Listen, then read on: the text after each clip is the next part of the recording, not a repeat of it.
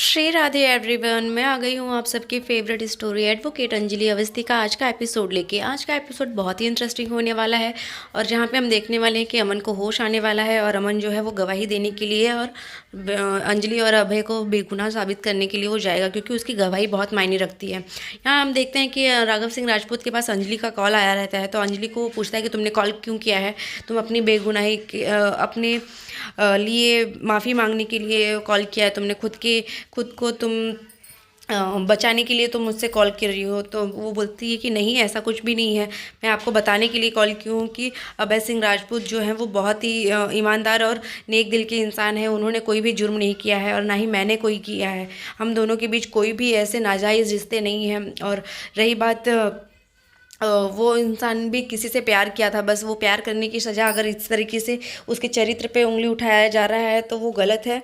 और मैं तो आपको यही समझाऊंगी कि वो सिर्फ एक नेक दिल की इंसान है। और रही बात मेरी, और मैंने भी कभी ये सब गलत काम नहीं किए हैं और मैं एक चरित्र वाली लड़की हूँ।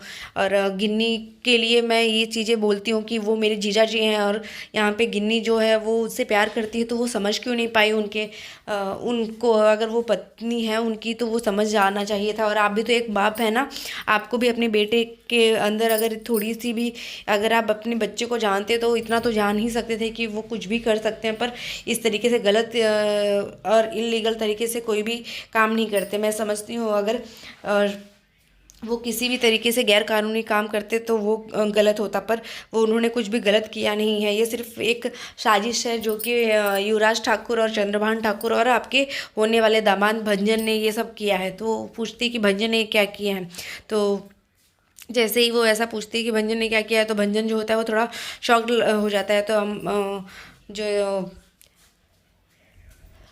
राघव सिंह राजपूत होते हैं वो समझ नहीं पाते, कहीं ना कहीं उन्हें कभी अचानक से विश्वास होता है, पर फिर भी वो फिर से अपने आप को वो चीज़ें याद करने से और वो चीज़ों को मानने से वो इनकार कर देते हैं। और यहाँ पे हम देखते हैं कि अंजलि उसे उनको बोलती है राघव सिंह राजपूत को कि मैं आपसे सिर्फ इतना कहूँगी कि आप अपने बेटे से एक बार मिल लीजिए, तभी वो फ़ोन कट कर देती है। और यहाँ पे हम देखते हैं कि गिन्नी जो होती है वो उससे पूछती है कि क्या हुआ, किस लिए कॉल किया था। तो वो बोलती है, राघव सिंह राजपूत बताते हैं कि वो बोल रही थी कि तुम उसकी पत्नी हो पर तुमने अपने पति को नहीं समझ पाया, और तुम अगर प्यार करती तो तुम उसे समझ पाती।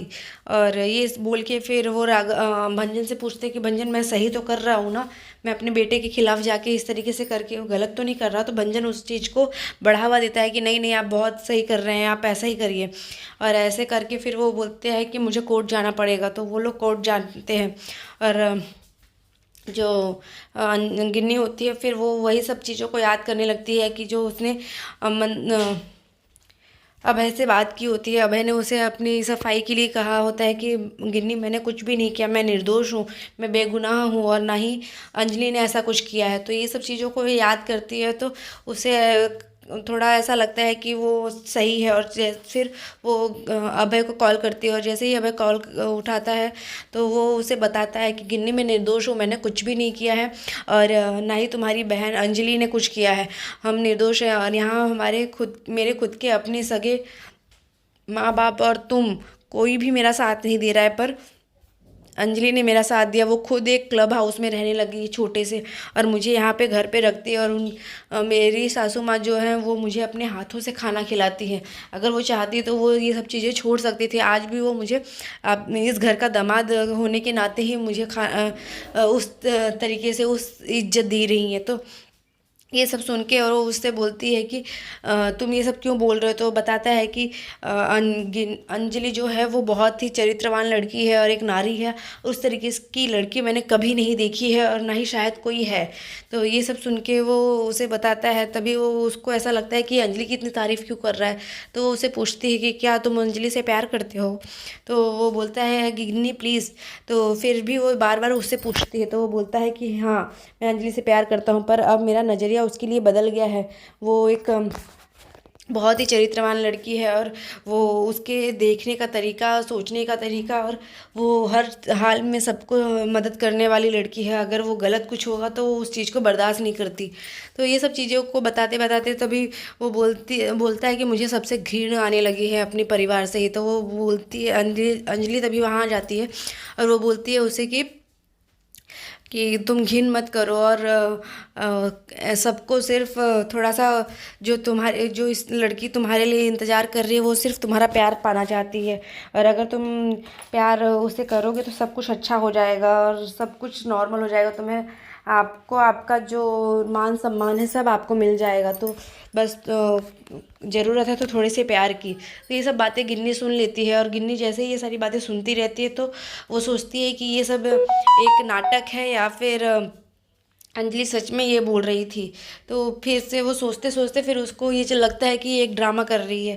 तभी दूसरी तरफ हम देखते हैं कि जो राघव सिंह राजपूत होता है वो हॉस्पिटल में आया होता है, और अंजलि अमन के सामने बैठ के वो उससे पूछता है कि बेटा तू कब ठीक होगा, जल्दी से ठीक हो जा। और रही बात वो अंजलि की, तो वो अंजलि को मैं तेरी लाइफ से दूर कर दूंगा और मैं तुम्हारी शादी काव्या सिंह ठाकुर से करवाऊंगा। तो ये सब सुन के जो अमन होता है उसके अंदर थोड़ी मूवमेंट तो होती है, पर यहाँ पे राघव होता है जो वो अपनी सारी फीलिंग्स बोलने लगता है कि मेरा बेटा तो, बड़ा बेटा तो नालायक निकला, वो बुद्धू है, उसे कुछ समझ में नहीं आता, और तुम भी कुछ नहीं समझते कि कौन सही है तुम्हारे लिए कौन गलत है। तो ये सब सुन सुन के अमन होता है वो थोड़ा ये सारी बातों को जो अमन के सामने राघव बोलता रहता है तो वो रोता भी रहता है, क्योंकि उसे एक बाप होने की वजह से उसे उस चीज़ की तकलीफ़ होती है कि मेरा बेटा इस तरीके से यहाँ आईसीयू में कोमा में पड़ा हुआ है। तो वो सारी बातों को उसके सामने बताता रहता है। और यहाँ पे हम देखते हैं कि जो अंजलि होती है वो भी उसके लिए भी उससे बोलता रहता है कि अंजलि तुम्हारे लिए अच्छी लड़की नहीं है।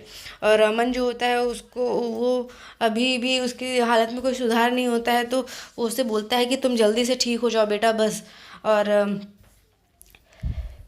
जैसे ही वो ये सारी बातें बोलता है तभी अंजलि वहाँ पे आ जाती है। तो अंजलि को देख के सिंह राजपूत थोड़ा शॉक्ड रह जाता है, और जैसे ही वो उसके हाथ में मूवमेंट होने लगता है और वो अंजलि का नाम लेने लगता है तो वो उससे पूछता है कि तुमने कुछ बोला क्या बेटा, तुमने कुछ बोला क्या। तो वो डॉक्टर को चिल्लाने लगता है, तो वहाँ पे अंजलि को खड़ा हुआ देखता है तो वो बोलता है कि तुम यहाँ पे क्या कर रही हो, तुम्हें यहाँ पे आने किसने दिया। तो वो बोलती है कि मुझे यहाँ आने से रोक कौन सकता है, मुझे कोई नहीं रोक सकता। और फिर वो मंदिर गई होती है तो मंदिर से फूल लेके आती है और अमन को सर पे, माथे पे उसके फूल रखती है, और वो उसे बोलती है कि अमन जी उठेंगे भी और वो सबसे पहले क्या बोलेंगे आपको पता है। तो वो बोलता है क्या, तो बोलेगा वो, तो वो बोलती है कि वो सबसे पहले बोलेंगे कि अंजलि मैं आपसे बहुत प्यार करता हूँ। और इस बात से वो बहुत गुस्सा करता रहता है, क्योंकि वो चाहता है कि अमन की शादी काव्या से हो। तभी वो फूल रखती है अमन के सर पे, और उसके बाद राघव सिंह राजपूत के सर पे भी रखती है। तो वो बोलता है कि तुम मेरे सर पे फूल क्यों रख रही हो। तो बोलती है कि मैं इसलिए रख रही हूँ कि आपका खोया हुआ होश वापस से आ जाए। और ये सब सुन के फिर अंजलि की बातों को सुन के राघव सिंह थोड़ा ऑफेंड हो जाता है, अग्रेसिव हो जाता है, क्योंकि उसे ऐसा लगता है कि अंजलि सिर्फ दिखावा करती है। तो वो बोलता है अंजलि को कि तुम ये सब चीज़ें करके क्या साबित करना चाहती हो, तुम लोग को सज़ा तो मैं दिलवा के ही रहूँगा। तो वो बोलती है कि अमन जी जो है वो मुझसे बहुत प्यार करते हैं और मैं उनकी पत्नी हूँ, मैं भी उनसे बहुत प्यार करती हूँ। और अमन जी ज़रूर ठीक होंगे और जल्द ही वो कोर्ट जाएंगे, हमारे लिए गवाही देंगे, क्योंकि मैं और आपके बड़े बेटे अभय सिंह राजपूत हम दोनों ही निर्दोष हैं और हमने कोई भी गलत काम नहीं किया है। और अगर मैं आपको एक बात बताना चाहूँगी कि आप एक बार अपने बड़े बेटे अभय सिंह राजपूत से मिल लीजिए, वो निर्दोष हैं, उन्हें सिर्फ आपके प्यार की ज़रूरत है। तो ये सब सुन के जो राघव होता है वो थोड़ा गुस्से में आ जाता है। वो बोलता है, वो उसकी बात तो सुनता रहता है, बट वो बोलती है कि अगर आप सच में ये सोचते हैं कि अंजलि जो है वो ईमानदार है और सही रास्ते पर चलने वाली लड़की है, तो आप प्लीज़ एक बार मिल लीजिए मेरी बात मान के, क्योंकि आपके बड़े बेटे बहुत ही ईमानदार इंसान है और वो कभी भी कोई गलत नहीं काम कर सकते और इस तरीके से इलीगल काम कोई भी नहीं कर सकते। तो इतना बोल के वो वहाँ से चली जाती है। पर यहाँ पे अब जो राघव होता है वो बहुत ही गुस्से में रहता है, बोलता है कि तुम दोनों को तो मैं माफ़ करने वाला नहीं हूँ, और चाहे फिर वो मेरा बड़ा बेटा ही क्यों ना हो, अगर ये काम जिसने भी किया है उसको सज़ा तो दिलवा के ही रहूँगा मैं।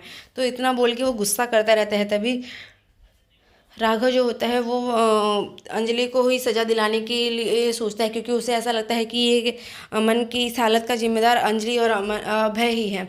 तो आज के एपिसोड में बस इतना ही है फ्रेंड्स, मिलते हैं नेक्स्ट एपिसोड में, जहाँ पे हम देखेंगे कि अभय सिंह के ऊपर हमला होने वाला रहता है, पर वहाँ पे अंजलि आके उसे बचाने वाली रहेगी और उसे अंजलि बचाएगी, जिसकी वजह से कोई उसकी फ़ोटो बना के सोशल मीडिया पे डाल देगा और गिन्नी को शेयर कर देगा, जिससे गिन्नी का शक और बढ़ जाता है। जो भी उसके अंदर थोड़ी ह्यूमिनिटी आती है अभय को लेके, पर वो उस चीज़ को फिर से शक में और गुस्से में बदल देती है।